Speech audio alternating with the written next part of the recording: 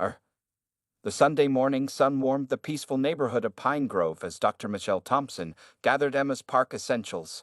It was their special park day, a tradition they had kept since Emma became part of her family 3 years ago. Michelle watched her 5-year-old daughter bounce excitedly near the front door, her blonde curls bouncing with each hop. "Ready for the park, sweetie?" Michelle asked, tucking an extra juice box into their small cooler bag. Emma nodded eagerly, already wearing her favorite pink sneakers that lit up with each step. The walk to Riverside Park was short, just 2 blocks from their beautiful 2-story home. Mitchell held Emma's small hand as they walked, listening to her daughter chat about the butterfly she had seen in their garden that morning. This was what Michelle loved most about their Sunday mornings, these simple, precious moments with her daughter.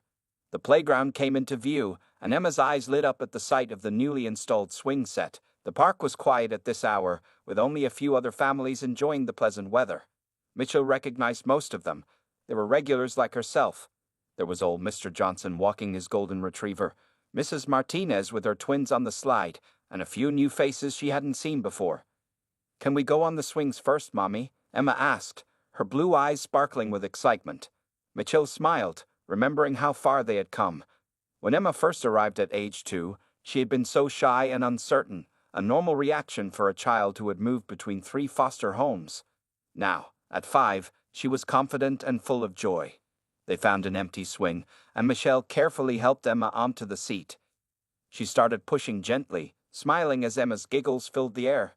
"Higher, Mommy, higher," Emma called out, and Michelle obliged, keeping a watchful eye on the height. As they played, Michelle noticed a woman she hadn't seen before watching them from the bench near the playground. The woman, probably in her 50s with perfectly styled gray hair and expensive-looking workout clothes, seemed to be paying unusual attention to them. Mitchell tried to ignore the familiar discomfort rising in her chest. As a black mother with a white child, she had learned to deal with curious and sometimes hostile stares. Emma was oblivious to the watching woman, lost in her own world of swing set joy. "Look, Mommy, I'm flying," she exclaimed, stretching her legs toward the sky. Mitchell pushed those negative thoughts aside and focused on her daughter's happiness. After the swings, they moved to the sandbox where Emma loved to build castles. Michelle sat on the edge, helping her daughter pack sand into her pink plastic bucket. She had brought Emma's favorite sand toys, a small shovel, some seashells for decorating, and different-sized molds for making towers. Other children began joining them in the sandbox, and Michelle smiled as Emma shared her toys without hesitation. This was something they had worked on, sharing and making friends. Emma had come such a long way from the timid toddler who used to hide behind Michelle's legs whenever another child approached. "Mommy, can you help me make a big tower?" Emma asked, already starting to fill the largest bucket with sand. Michelle moved closer, showing her how to pack the sand tightly so the tower wouldn't fall. They worked together, creating a magnificent castle complete with shell decorations and a moat around it. As they built their sand castle, Michelle noticed more parents arriving at the park.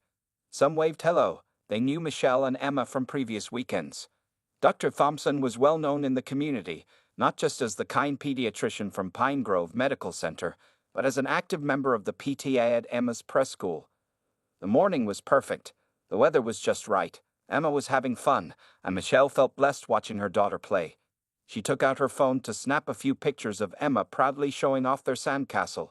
These were the moments she treasured, the simple joys of motherhood she had dreamed about during the 2-year adoption process. Little did Michelle know that their peaceful Sunday morning was about to change. The woman on the bench had pulled out her phone and was now openly recording them, her suspicious gaze fixed firmly on Michelle and Emma's interaction. The storm was about to begin, but for now, in these precious moments, there was just a mother and daughter enjoying their special park day together. Patricia Weber considered herself the unofficial guardian of Pine Grove's safety. Having moved to the neighborhood just 3 weeks ago, she was determined to make her mark as someone who kept things in order. She sat on her usual bench at Riverside Park, wearing her designer athleisure wear and expensive running shoes, though she had no intention of actually exercising.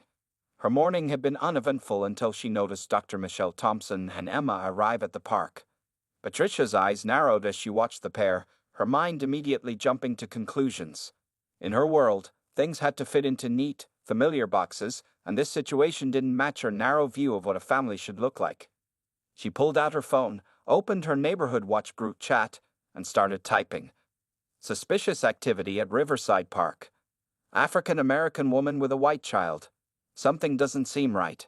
Her fingers hovered over the send button, but she decided to gather more evidence first. Patricia zoomed in with her phone's camera, recording Michelle and Emma's interactions. She completely missed the genuine love in their playful moments. The gentle way Michelle helped Emma on the swings, the proud smile when Emma shared her toys, and the careful attention as they built sandcastles together. Instead, Patricia saw what her prejudiced mind wanted to see. Several other parents at the park noticed Patricia's behavior. Mrs. Martinez, who had known Michelle and Emma for years, kept glancing worriedly in their direction. Mr. Johnson, walking his dog nearby, slowed his pace to keep an eye on the situation. They could all see what Patricia was doing, and they didn't like it one bit. "This has gone on long enough," Patricia muttered to herself, standing up from her bench. She smoothed her expensive yoga pants and gripped her phone tightly, still recording. As she walked toward Michelle and Emma, she practiced what she would say in her head, convinced she was about to be a neighborhood hero. Emma was just showing Michelle a seashell she had found in the sandbox when Patricia's shadow fell over them. Michelle looked up, immediately recognizing the woman who had been watching them. She instinctively moved closer to Emma, who sensed the tension and pressed against her mother's side. "Excuse me," Patricia said loudly, holding her phone up obviously. "I need to ask you some questions about this child." Her voice carried across the playground, causing several nearby parents to turn their heads. Some began moving closer, concerned about what was unfolding. Michelle took a deep breath, having faced similar situations before. She had learned to stay calm for Emma's sake, even when facing such blatant prejudice. "I'm Emma's mother," she said firmly but politely, reaching into her bag where she kept Emma's adoption papers. Patricia's face twisted with disbelief. "Oh, really?" she said, her voice dripping with sarcasm. "Because I find that hard to believe. I've been watching you too, and something just isn't right here." She emphasized the word right while continuing to record with her phone. Emma clutched Michelle's arm tighter. "Mommy?" she whispered, confusion and fear evident in her voice. Michelle wrapped a protective arm around her daughter, her heart breaking at Emma's distress. By now, other parents had gathered nearby. Mrs. Martinez had moved closer to the sandbox, her twins watching wide-eyed beside her. Mr. Johnson had positioned himself just a few feet away, his usually friendly face set in a concerned frown. "I've been sitting here watching you for the past hour," Patricia continued, her voice getting louder. "And I think everyone here would agree that this situation needs to be investigated." She looked around, expecting support from the other parents, but found only disapproving stares. Michelle stood up slowly, keeping Emma close to her side. She had dealt with prejudice before, but never so openly aggressive, never with someone filming her and her daughter without permission. The peaceful Sunday morning had turned into something ugly, and she could feel Emma trembling slightly against her. The park had grown eerily quiet. Even the children who had been playing nearby had stopped to watch. The only sounds were the creaking of empty swings in the breeze and Patricia's voice as she continued her misguided interrogation, completely oblivious to the community's growing disapproval of her actions. Michelle stood her ground at the sandbox, one hand holding Emma's trembling fingers while the other reached for her phone in her back pocket. She knew she needed to document this situation too. Years of experience as both a doctor and an adopted mother had taught her to always keep records. "I want to see some ID," Patricia demanded, her phone still recording everything. "And papers proving you're related to this child." She took another step closer, making Emma hide further behind her mother's legs. "Ma'am," Michelle replied, her voice steady and professional, the same voice she used with difficult parents at her pediatric practice. "You have no authority to demand anything from me or my daughter. You're frightening her, and I'm asking you to step back." But Patricia wouldn't back down. "I'm a concerned citizen," she announced loudly, looking around at the growing crowd of onlookers. "And I have every right to protect children in our community. How do we know you haven't taken her?" Mrs. Martinez had heard enough. She stepped forward, her twins watching from a safe distance. "Michelle and Emma have been coming to this park for years," she said firmly. "You're the one causing trouble here." Patricia waved her hand dismissively at Mrs. Martinez. "You don't know what could be going on. Things aren't always what they seem." She turned back to Michelle. If everything is legitimate, you shouldn't have any problem proving it. Michelle felt her phone vibrate, a text from David, her husband. She had sent him a quick message when Patricia first approached. He was already on his way. Taking a deep breath, Michelle made a decision. She wouldn't let this woman bully her or traumatize Emma any further. "Emma, sweetie," Michelle said softly, kneeling down to her daughter's level. "Remember what we talked about how some people might not understand our family?" Emma nodded, her blue eyes filling with tears. "But you're my mommy," she said loudly enough for everyone to hear. "Forever and ever. You promised." Several parents in the crowd made sympathetic sounds. Mr. Johnson, still standing nearby with his golden retriever, pulled out his own phone and started recording Patricia's behavior. "This is ridiculous," Patricia snapped, but there was a hint of uncertainty in her voice now. "I'm calling the police. They can sort this out." She started dialing on her phone, her hands shaking slightly. Michelle straightened up, her full height matching Patricia's.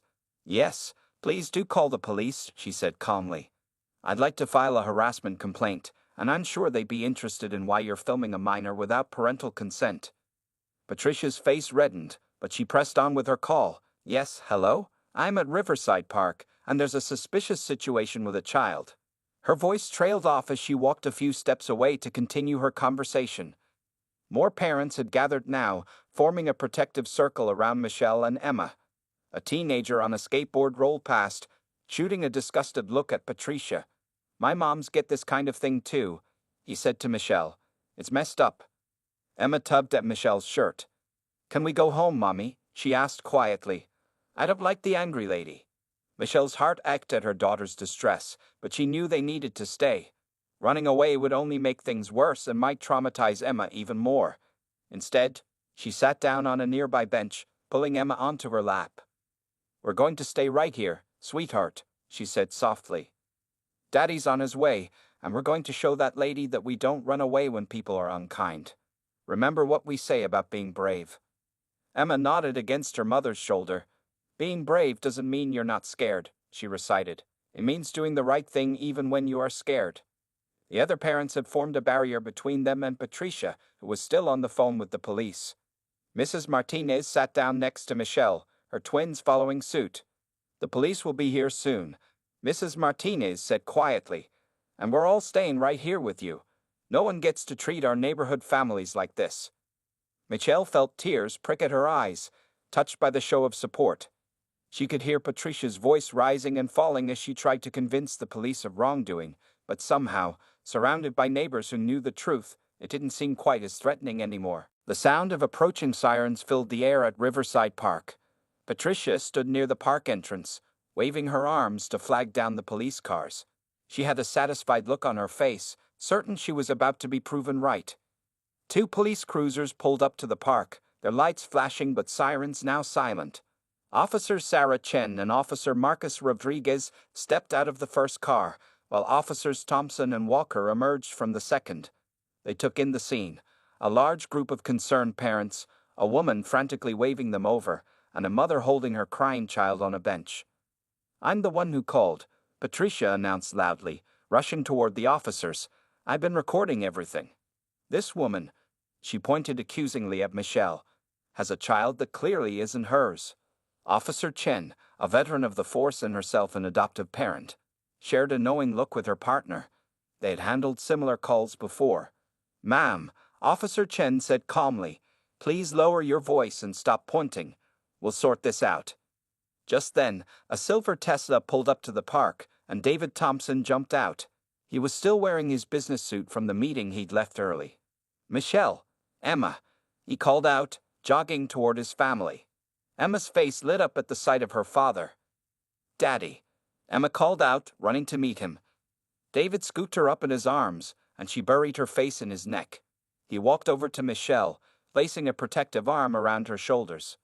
Patricia's mouth fell open as she watched the scene unfold. The confident expression on her face began to falter. But, she stammered, still holding up her phone. Officer Rodriguez approached Michelle, David, and Emma with a gentle smile. "Good morning, folks. I understand there's been some confusion here. Would you mind sharing your side of the story?" Michelle nodded, reaching into her bag. "I'm Dr. Michelle Thompson. This is my husband, David, and this is our daughter, Emma. We adopted her 3 years ago." She pulled out a folder containing Emma's adoption papers and their family ID cards. Documentation she had learned to always carry.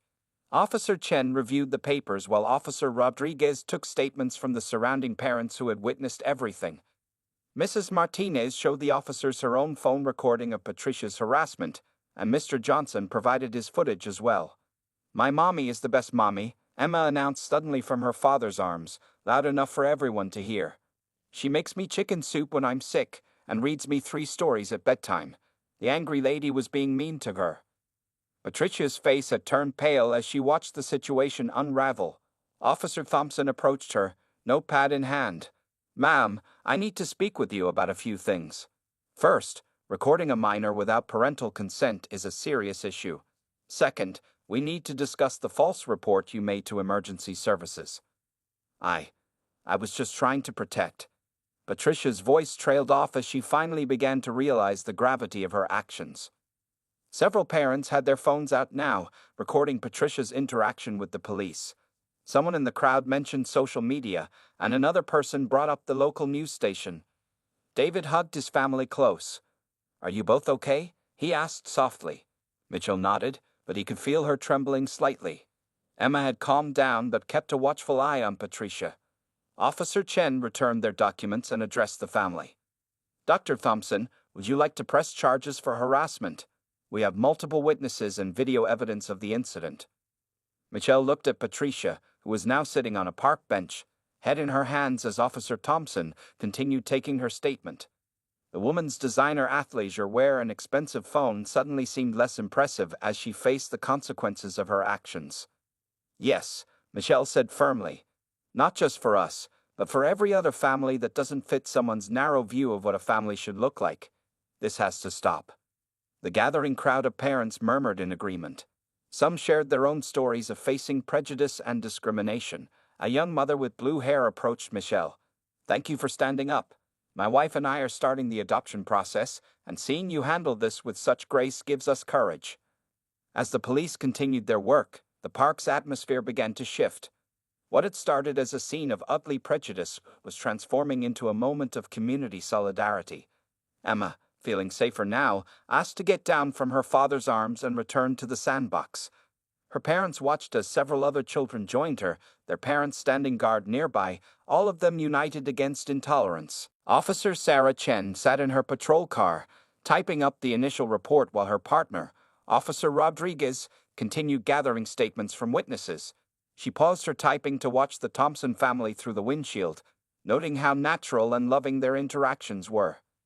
The officer's own adoption journey flashed through her mind. The paperwork, the waiting, the joy, and yes, the occasional prejudice she and her husband faced with their adopted son. She knew exactly what Dr. Thompson had experienced today. Meanwhile, Patricia sat on a bench near the police car, her expensive phone now secured in an evidence bag. Officer Thompson stood nearby, explaining the situations she faced. "Ma'am, you're looking at several potential charges here," Officer Thompson said firmly. "Filing a false police report, harassment, and unauthorized recording of a minor. These are serious matters." Patricia's face had lost all its previous confidence. Her hands twisted nervously in her lap as reality sank in. I really thought I was helping," she stammered, but her voice lacked conviction. Near the sandbox, Emma had returned to playing, though she kept looking up to make sure her parents were still nearby.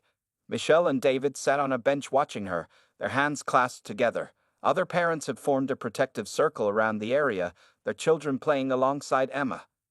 Mrs. Martinez approached Officer Rodriguez with her phone. "I have more video evidence," she said.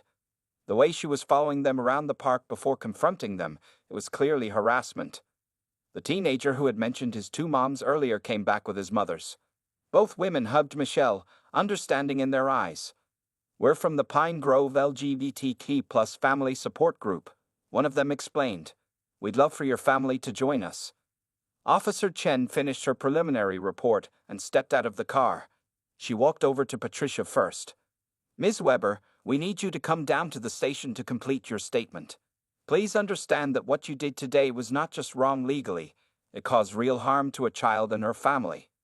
Patricia nodded numbly, her eyes fixed on the ground. The realization of her actions seemed to be hitting her hard as she watched other parents giving their statements, all supporting the Thompsons. Officer Chen then approached the Thompson family. "Dr. Thompson," she said warmly, "I want you to know that we're taking this very seriously.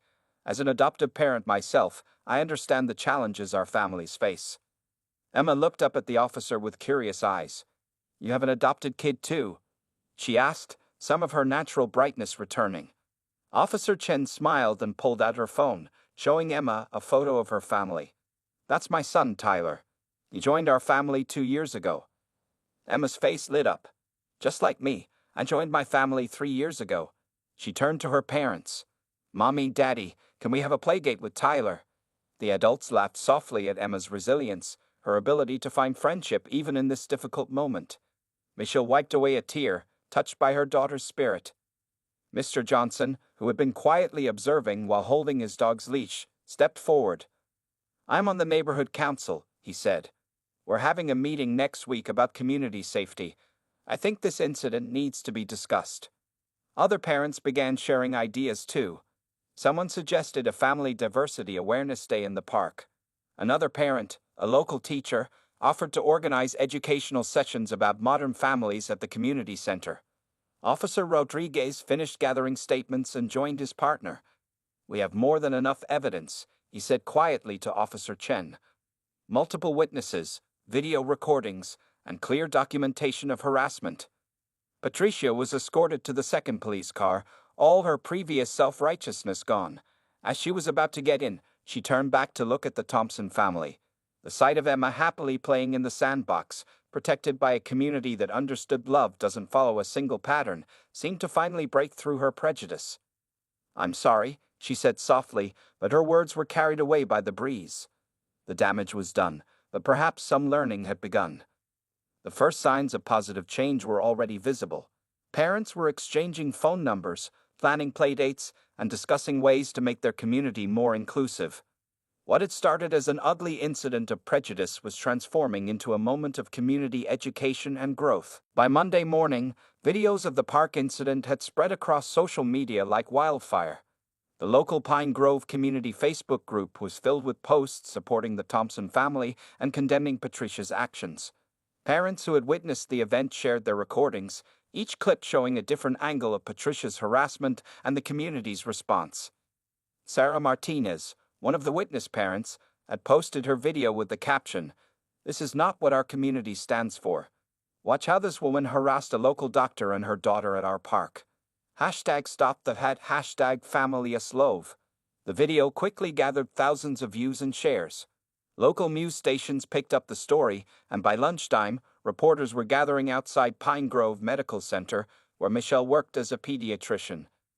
Michelle's office manager, Janet, had to turn away 3 different news crews that morning. "Dr. Thompson is focusing on her patients today," she told them firmly. "She's not available for interviews." Inside her office, Michelle was doing what she did best, taking care of children and their parents, though her phone kept buzzing with messages of support.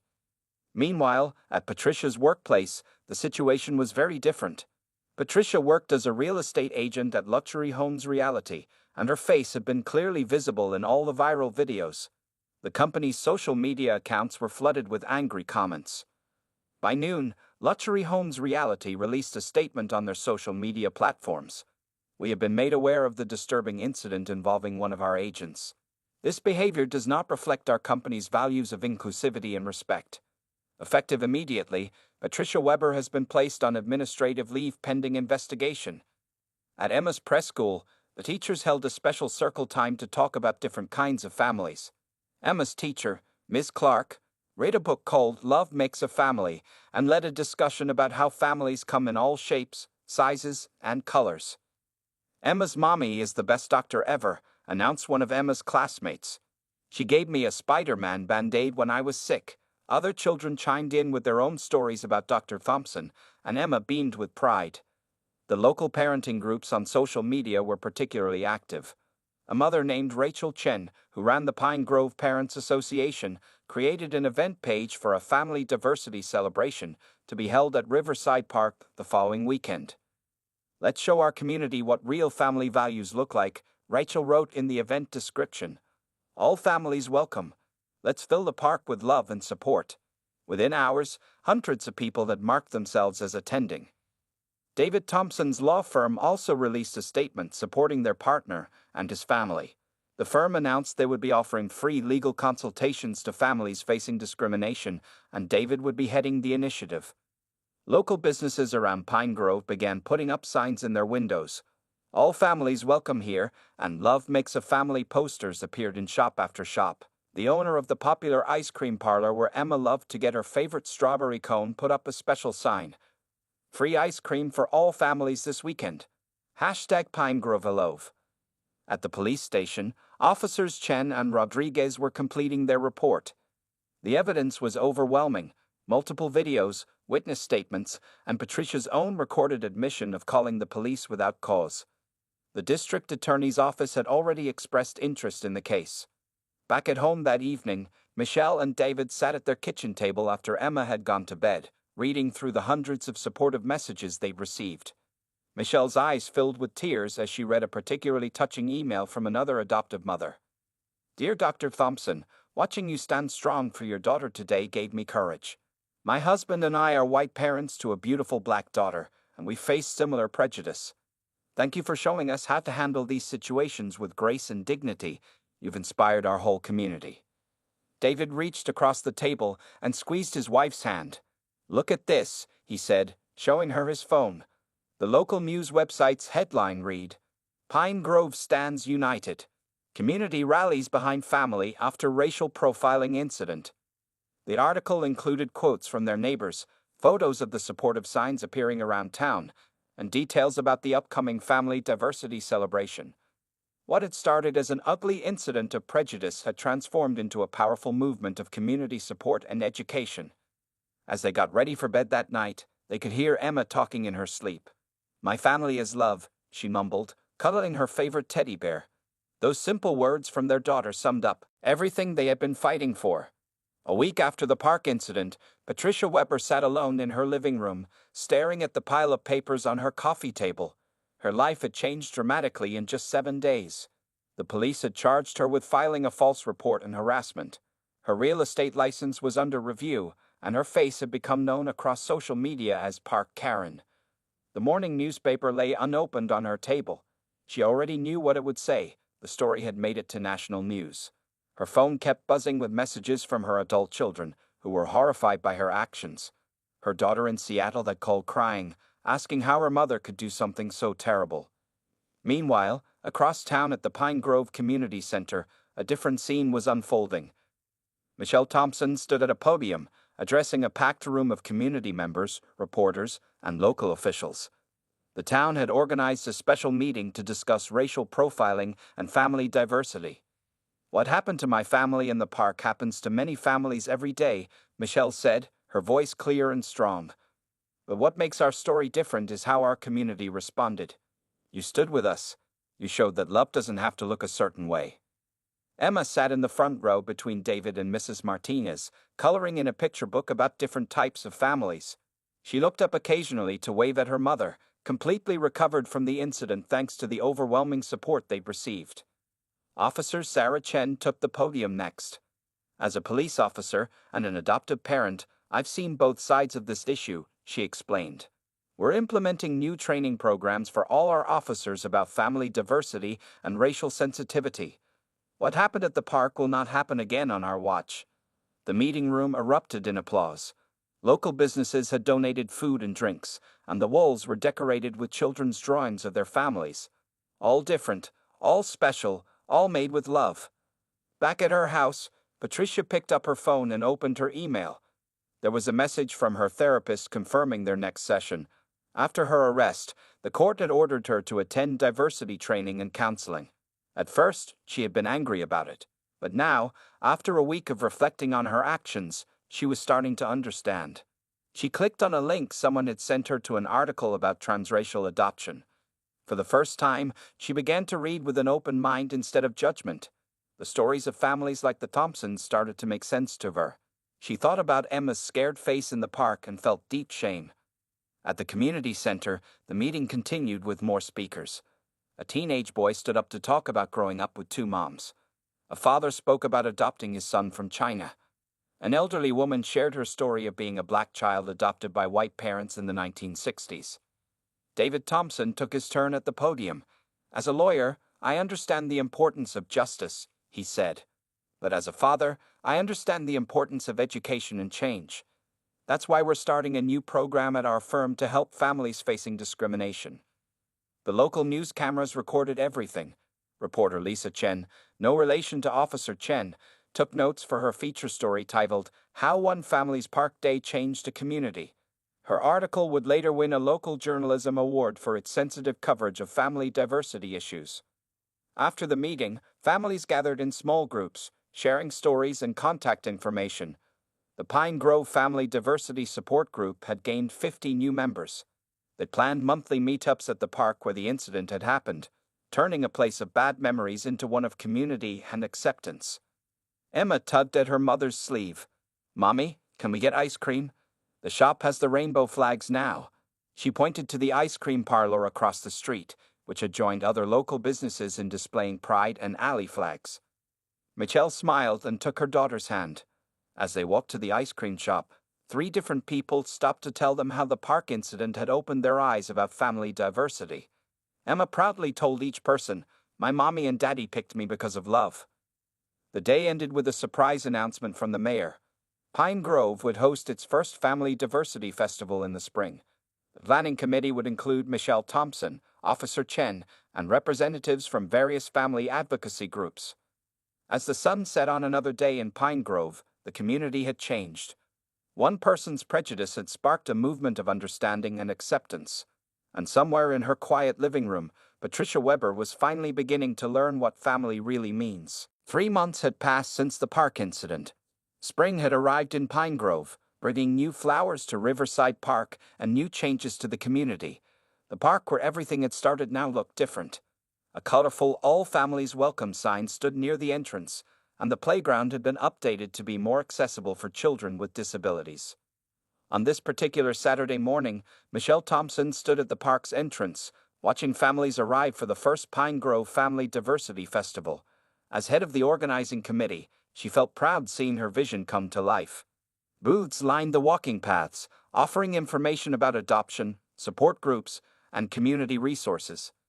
Emma, now 6 years old, ran ahead to the face painting station, her friend Tyler, Officer Chen's adopted son, right beside her. Both children had chosen to have rainbow hearts painted on their cheeks. David followed them with his camera, documenting everything for the family's photo album. Mrs. Martinez and her twins were running the food station, serving dishes from different cultures. Mr. Johnson and his golden retriever helped direct parking, wearing matching t-shirts that read "Love Makes a Family." The ice cream shop had set up a free sundae bar, and the line stretched around the corner. Near the community center entrance, a woman stood nervously, holding a folder. It was Patricia Weber. After 3 months of counseling, diversity training, and community service, she had asked to speak at the festival. The court had accepted this as part of her rehabilitation program. Mitchell noticed Patricia and walked over to her. The last time they had stood face to face in this park, things had been very different. Patricia looked smaller somehow, humbler in her simple blouse and pants. No more designer workout wear. "Dr. Thompson," Patricia said softly, "thank you for allowing me to be here today." Her hands shook slightly as she held her speech notes. Michelle nodded. "Everyone deserves a chance to learn and grow," she replied. 3 months of watching Patricia's genuine efforts to change had softened her feelings toward the woman. The festival's opening ceremony began with a performance by the Pine Grove Elementary School Choir. They sang "What a Wonderful World" while children from different families held hands in a circle around them. Emma and Tyler stood together, swaying to the music. When it was Patricia's turn to speak, she walked to the microphone with quiet determination. 3 months ago, I stood in this park and showed the worst side of myself, she began. I let prejudice and ignorance guide my actions, and I hurt an innocent family. The crowd listened in silence as Patricia continued. Through counseling and education, I've learned that family isn't about matching colors or fitting some perfect picture. It's about love, commitment, and choosing each other every day. To the Thompson family, and to every family I ever judged, I am deeply sorry. As Patricia stepped down, someone started clapping. Then another person joined in, and another, until the whole park was filled with applause. It wasn't just for her apology. It was for everyone who had ever learned to open their hearts and minds to change. The festival continued with activities throughout the day. The local library set up a reading corner with books about different types of families. Officer Chen and her colleagues hosted a workshop about community safety and respect. David's law firm provided free legal consultations to families needing assistance. Emma spent the day playing with her growing circle of friends, children from all kinds of families who didn't see anything unusual about her family anymore. She proudly showed everyone her My Family is Perfect t-shirt, designed by her art class for the festival. As the sun began to set, Michelle gathered everyone for a group photo. Hundreds of people stood together: adoptive families, mixed-race couples, single parents, same-sex parents, grandparents raising grandchildren, and supporters of all kinds. They released biodegradable balloons into the sky, each one carrying a message of love and acceptance. Patricia stood at the edge of the group, but Emma saw her and waved her over.